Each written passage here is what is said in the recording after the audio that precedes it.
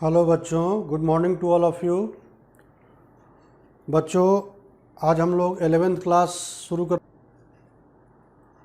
बच्चों, 11th class के अंदर जो मैथ्स आते हैं, बेसिकली तुम्हारा अलजेब्रा है, ट्रिगोनोमेट्री है और कोऑर्डिनेट ज्योमेट्री है।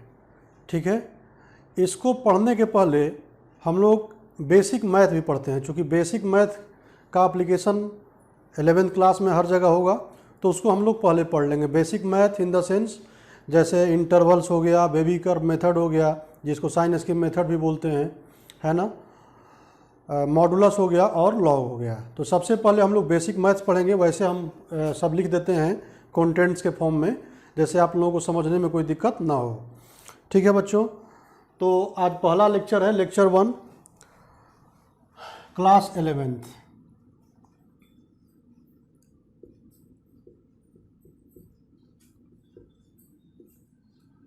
इसमें पहला हम लोग पढ़ेंगे बेसिक मैथ्स।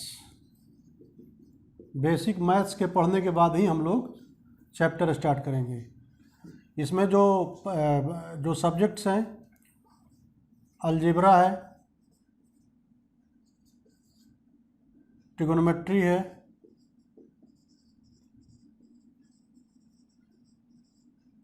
और कोऑर्डिनेट ज्योमेट्री है।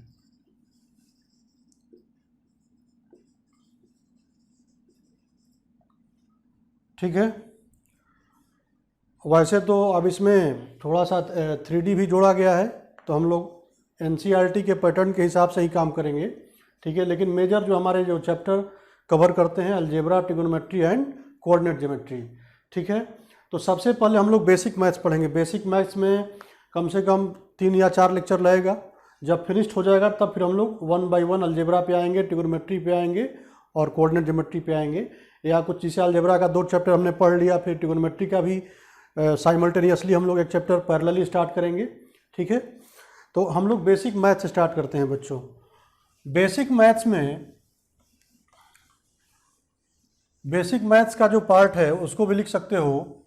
इसका जो पहला पार्ट है इंटरवल्स, नाम सुना होगा वैसे, इंटरवल्स।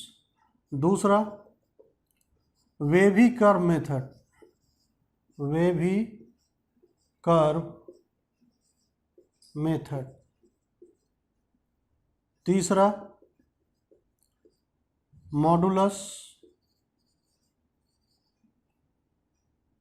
और चौथा लॉगरिथम।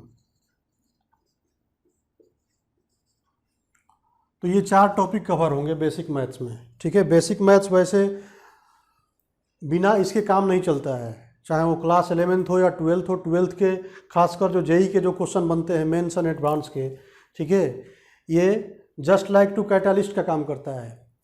तो बड़े बड़े क्वेश्चन में कहीं मॉडुलस आ गया ब्रेक करने को, कहीं लॉग आ गया, ठीक है, कहीं इक्वालिटी आ गई, कोई रेशनल इक्वालिटी आ गई, तो ये सब दिक्कत होती है। इसलिए पहले हम लोग इसको पढ़ लेते हैं। तो सबसे पहले इंटरवल्स के बारे में जान लेते हैं कि इंटरवल्स क्या होता है। बात करते हैं इंटरवल्स की।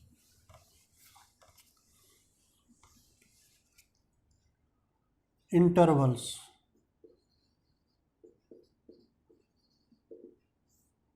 इंटरवल्स का मतलब बच्चों ये होता है, एक ये रियल नंबर का सबसेट होता है। क्या होता है? रियल नंबर का सबसेट, है ना। तो इसका एक लाइन में डेफिनेशन लिख सकते हो कि it is the subset of real number R, है ना। अब जैसे मान लो कि 2 नंबर है ए एंड बी, कि इफ, आगे लिख लो, if there are 2 number A and B such that a less than b,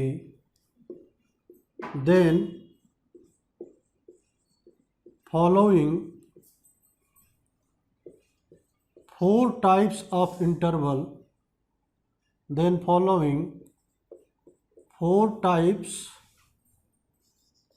of interval given below.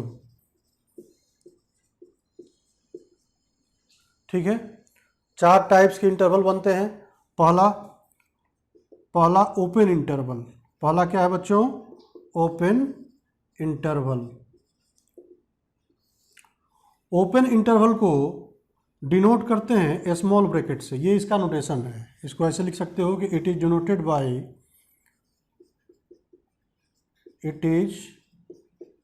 Denoted by this one. ठीक है, अच्छा, इसका ये बेसिकली एक सिंबल है। इसको कहाँ लिखते हैं इनइक्वालिटी में, बेसिकली ये मैटर करता है।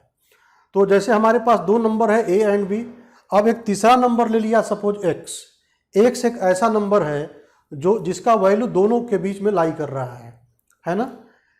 एक्स एक ऐसा नंबर है जो ए और बी के बीच में लाई कर रहा है कि suppose let X be a real number defined in such a way that x की जो वैल्यू है a से बड़ी है और b से छोटी है ना। देखो यहाँ पर ये क्या डिनोट करता है? इसका मतलब ये हो गया कि x का जो वैल्यू है a से स्ट्रिक्टली बड़ा है। इक्वालिटी नहीं है यहाँ पर, यानी a जो हमारा वैल्यू है वो x का वैल्यू नहीं है। a से जस्ट बड़ा वाला जो वैल्यू होगा वो x का वैल्यू ले रहा है। सिमिलरली x स्ट्रिक्टली b से छोटा है, यानी x की वैल्यू b के बराबर नहीं है। तो जहाँ पे वैल्यू इंक्लूड नहीं होता है वहाँ पर हम लोग ओपन इंटरवल यूज करते हैं बच्चों। देयरफॉर इसको लिख सकते हो ऐसे भी सिंबल में, जो नोटेशन है x belongs to open interval. यहाँ पर ओपन इंटरवल आएगा a, b। ये सिंपल तरीका है लिखने का, है ना। उम्मीद करता हूँ समझ में आया होगा। दूसरा है बच्चों, लिखते हैं क्लोज्ड इंटरवल। क्लोज्ड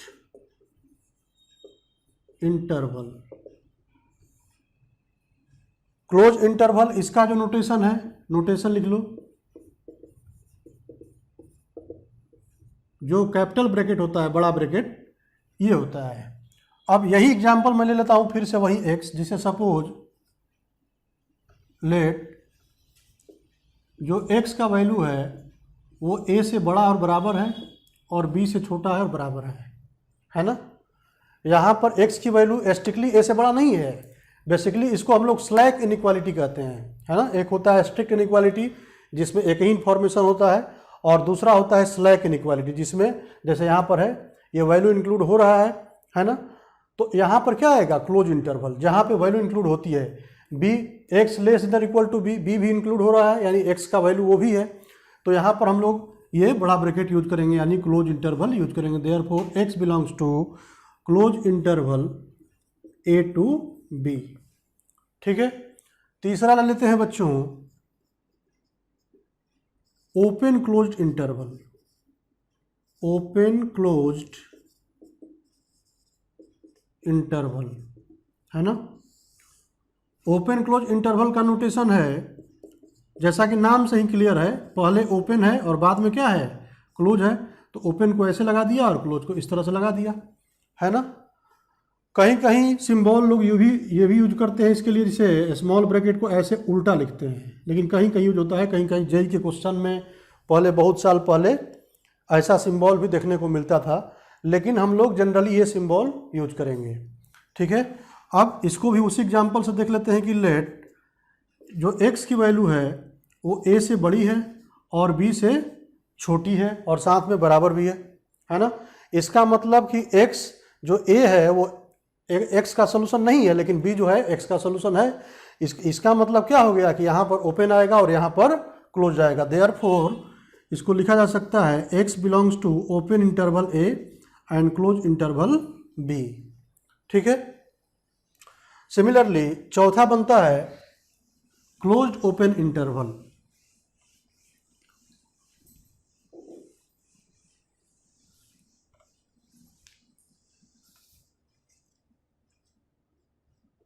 चौथा है बच्चों क्लोज्ड ओपन इंटरवल्स। इसका जो नोटेशन है, पहले क्लोज्ड है तो बड़ा ब्रैकेट, और बाद में ओपन है तो स्मॉल ब्रैकेट, इस तरह से, ठीक है। देयरफॉर, जैसे मान लो कि वही एग्जाम्पल फिर ले लेता हूँ मैं कि लेट x का वैल्यू a से बड़ा है और बराबर है, और b से क्या है, स्ट्रिक्टली छोटा है, यानी a इंक्लूड हो रहा है और b इंक्लूड नहीं हो रहा है। देयरफॉर इसको लिखा जा सकता है x बिलोंग्स टू a कमा b पर ओपन हो जाएगा। तो ये जस्ट लाइक टू सिंबल है ना। इसको ऐसे हम लोग इनइक्वालिटी में ऐसे लिख सकते हो और इंटरवल में इस तरीके से लिखा जा सकता है, जैसा कि बाकी भी, जैसे 3rd में, 2 में और 1 में हमने दिखाया है ना। बेसिकली इसका एप्लीकेशन वेभी कर्व में आएगा या बहुत जगह भी आएगा, है ना। तो अब हम लोग आते हैं वेभी कर्व पे। उम्मीद करता हूँ ये समझ में आया होगा बच्चों। अब आते हैं दूसरा टॉपिक।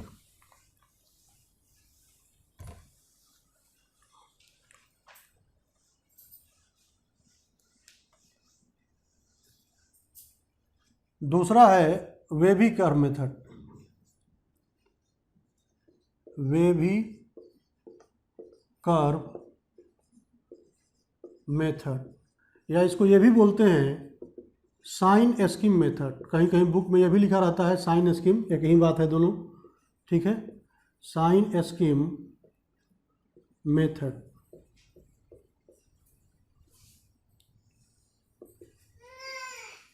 वेभी कर्व मेथड या साइन स्कीम मेथड, ठीक है।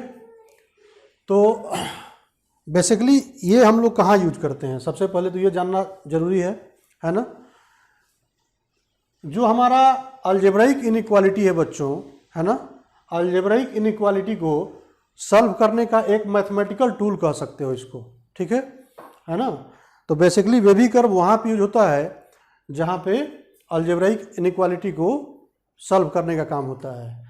अलजेब्राइक इनइक्वालिटी का मतलब जैसे पोलिनोमियल है ना, पोलिनोमियल रेशनल के फॉर्म में भी हो सकता है, आइदर डिनोमिनेटर में हो या न्यूमरेटर में हो या जैसे भी हो। तो इसमें कुछ बातें हम लोग लिखेंगे पहले, है ना। लिखो, बात ये लिखना होगा, लिखो कि in order to solve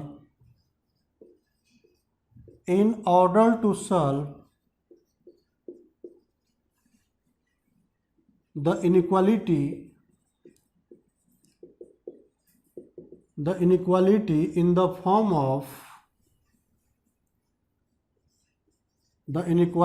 in the form of px upon qx, either it should be greater than or equal to 0 or it should be less than or equal to 0।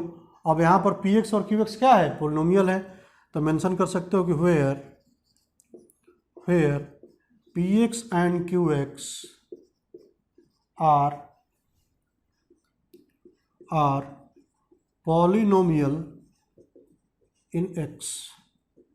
px and qx क्या है, polynomial इन x में polynomial है, ठीक है। अब इसको solve करने के लिए कुछ मेथड्स हैं, वो मेथड्स लिखो, ठीक है। हाउ टू सॉल्व, इसमें पहला स्टेप लिखो। सबसे पहले देखो बच्चों, मैं पहले बोल देता हूँ, ठीक है। पहले इसको फैक्टराइज करते हैं। लिनियर फैक्टर px और qx को चाहे कितना हो डिग्री का हो, क्वाड्रेटिक हो, क्यूबिक हो, बाई क्वाड्रेटिक हो, या किसी भी हाई डिग्री का पोलिनोमियल हो, सबसे पहले उसको हम लोग क्या करेंगे, फैक्टराइज करेंगे। किस फॉर्म में, लीनियर फॉर्म में, लीनियर फैक्टर में, है ना। तो पहला step factorise the polynomial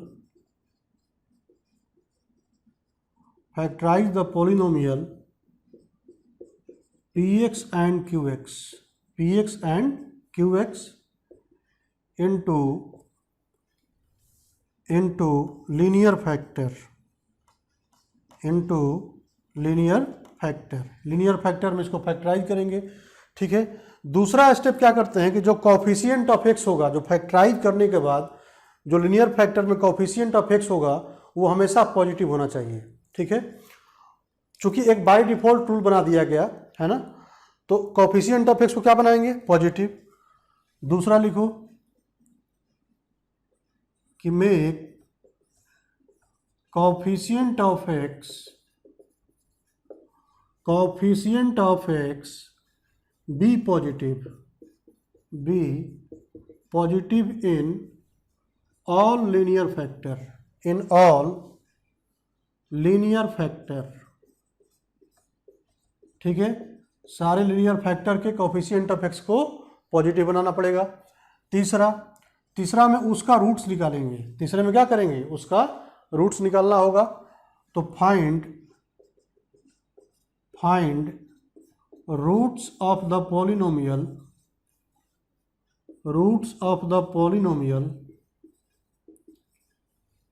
px and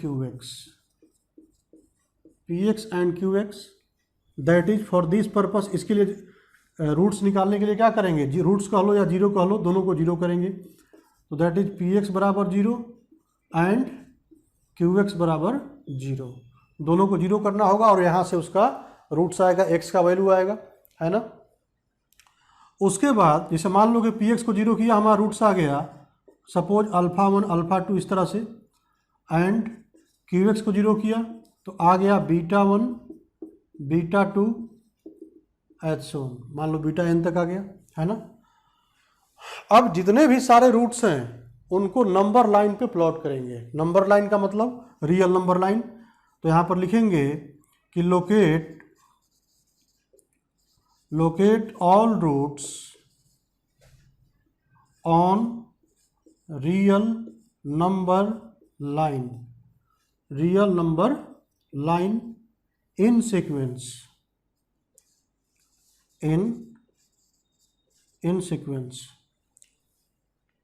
है ना। Locates all roots on real number line in sequence, ठीक है। सीक्वेंस इन द सेंस जिसे मान लो कि हमारा रियल नंबर लाइन है माइनस इनफाइनाइट से प्लस इनफाइनाइट, है ना। तो सपोज मान लो कि सबसे छोटा रूट से मान लिया हमने अल्फा 1 है, उसके बाद बीटा 1 है, फिर अल्फा 2 है, इस तरह से लास्ट में अल्फा n और फिर बीटा n ऐसे चला गया। मान लो कि सबसे बड़ा रूट बीटा n ही है, सबको लोकेट कर दिया, है ना। अगला स्टेप ये बनता है इसमें कि जो सबसे बड़ा रूट है, मान लो कि इसमें सबसे बड़ा रूट क्या है, bn है, तो bn के राइट साइड में हम लोग प्लस मार्क करते हैं, ठीक है। वो भी प्लस मार्क क्यों करते हैं वो भी हम डिस्कस करेंगे यहाँ पर, है ना। लेकिन रूल में यहाँ पर क्या लिखेंगे, प्लस मार्क। तो अगला step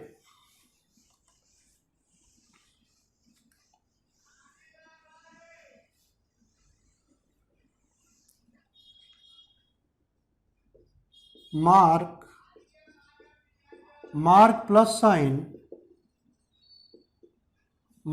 sign on right side of larger root.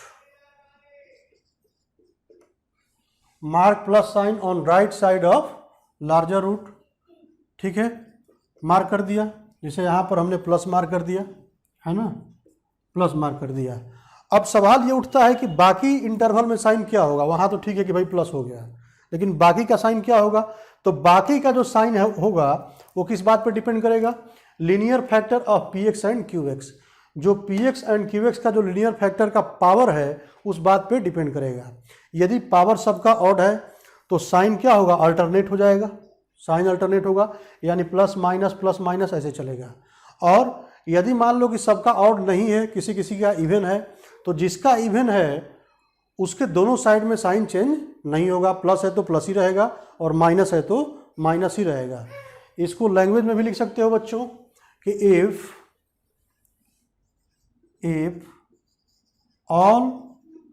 all linear factor has been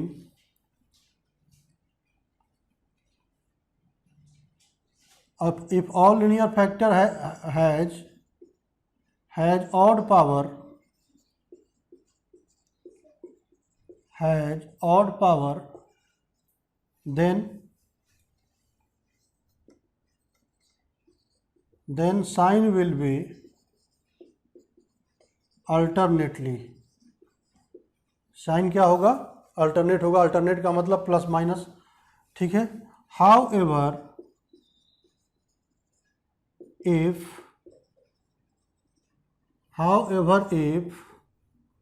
some linear factor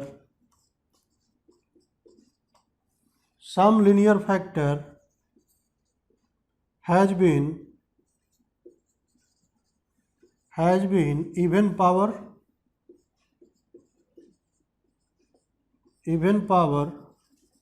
then sign will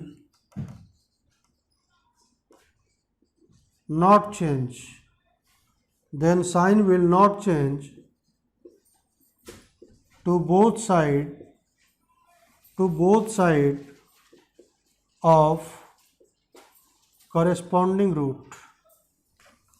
To both side of corresponding root. ठीक है, तो इतना मेथड, इतना स्टेप्स फॉलो कर लोगे बच्चों तो यहाँ से सोल्यूशन निकालना आसानी हो जाएगा। अब इस पर मैं एक क्वेश्चन लेता हूँ।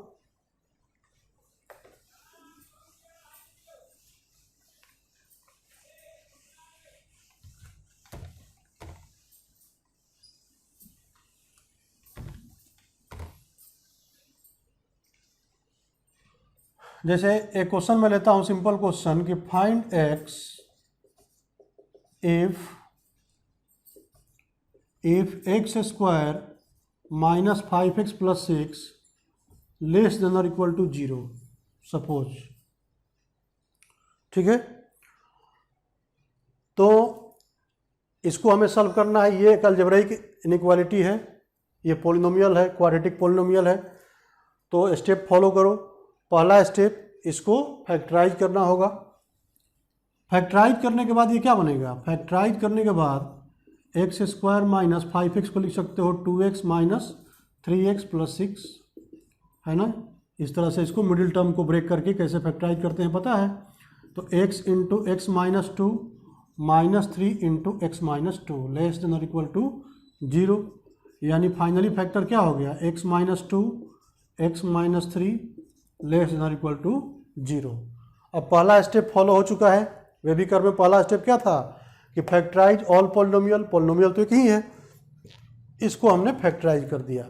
सेकेंड स्टेप क्या कहता है कि कोएफिशिएंट ऑफ एक्स पॉजिटिव होना चाहिए। ये ऑलरेडी पॉजिटिव है, इसको पॉजिटिव बनाने की जरूरत नहीं है। तीसरा स्टेप, रूट्स निकालते हैं। रूट्स कैसे निकालते हैं? सबको जीरो करेंगे, इसको जीरो करेंगे तो क्या आएगा? एक्स माइनस 2 जीरो होगा तो 2 होगा और ये जीरो होगा तो 3 होगा। रूट्स आ गया। फिर क्या करते हैं? इसको नंबर लाइन पे प्लॉट करते हैं सीक्वेंस में। तो एक रियल नंबर लाइन है, this is real number line, minus infinite से प्लस इनफाइनाइट। एक वैल्यू 2 है, दूसरा क्या है? 3 है ना। हमने क्या कहा था कि जो सबसे बड़ा रूट है उसके दाहिने साइड में प्लस मार्क करते हैं। ठीक है, हमने यहाँ पर प्लस मार्क कर दिया। अब बच्चों क्वेश्चन पूछोगे कि ये प्लस ही क्यों होता है? ऐसा इसलिए होता है, देखो इसका साइन जानना है तो 3 से इनफाइनाइट इंटरवल का कोई भी एक रियल नंबर उठाकर इसमें रख दो, है ना। 3 से जिस इंटरवल में हमें साइन चेक करना है उसका कोई भी एक वैल्यू इस एक्सप्रेशन में रख दो जो हमको सॉल्व करने के लिए दिया गया है। यदि जो साइन वो दे देगा वही होगा यहाँ पर। तो यहाँ पर ध्यान से देखो, जैसे 3 से इनफाइनाइट के बीच में बहुत सारे नंबर हैं, एक नंबर हमने 4 रख लिया। तो यहाँ पर रखो 4 माइनस 2 क्या होगा? पॉजिटिव। हमें वैल्यू से मतलब नहीं है, साइन से मतलब है। यहाँ भी पॉजिटिव, यानी पॉजिटिव इंटू पॉजिटिव पॉजिटिव, इसीलिए यहाँ पर प्लस आया है। ठीक है, अच्छा अब हमने कहा था कि पावर यदि सबका ऑड है तो x माइनस 2 का पावर 1 है, यहाँ भी 1 है। वैल्यू से मतलब नहीं है, ऑड इवन से मतलब है। यहाँ पर दोनों पावर ऑड है तो हमने बोला था कि साइन क्या होगा? अल्टरनेट होगा, यानी प्लस के बाद क्या होगा? माइनस या फिर प्लस। इसको मैनुअली भी चेक कर सकते हो, जैसे यहाँ पे हमने चेक किया था। अब 2 से 3 के बीच में नेगेटिव क्यों हुआ? तो यहाँ 2 से 3 के बीच में कोई भी एक नंबर उठा के रखो, जैसे 2.5, तो 2.5 रखोगे तो ये पॉजिटिव देगा और ये निगेटिव, यानी पॉजिटिव इंटू निगेटिव निगेटिव, इसलिए निगेटिव आया। तो लॉजिकली भी करेक्ट है ना। एक बाय डिफॉल्ट हम लोग रूल बना दिए कि बार बार चेक ना करना पड़े। ठीक है, तो अब ये साइन स्कीम मेथड हो गया, साइन स्कीम बन गया इसका। यही बेसिकली मेन पर्पस इसका साइन स्कीम मेथड ही है ना। वेवी कर्व एक नाम दे दिया जाता है कि प्लस के लिए बच्चों को जैसे बेहतर समझ में आए, प्लस के लिए वेवी कर्व इस तरह से बना देते हैं ऊपर, माइनस के लिए नीचे, फिर प्लस के लिए ऊपर, है ना। यहाँ पर देखो, अच्छा दूसरा चीज़ कि इसमें कौन सा वैल्यू लेंगे, किसको नहीं लेंगे।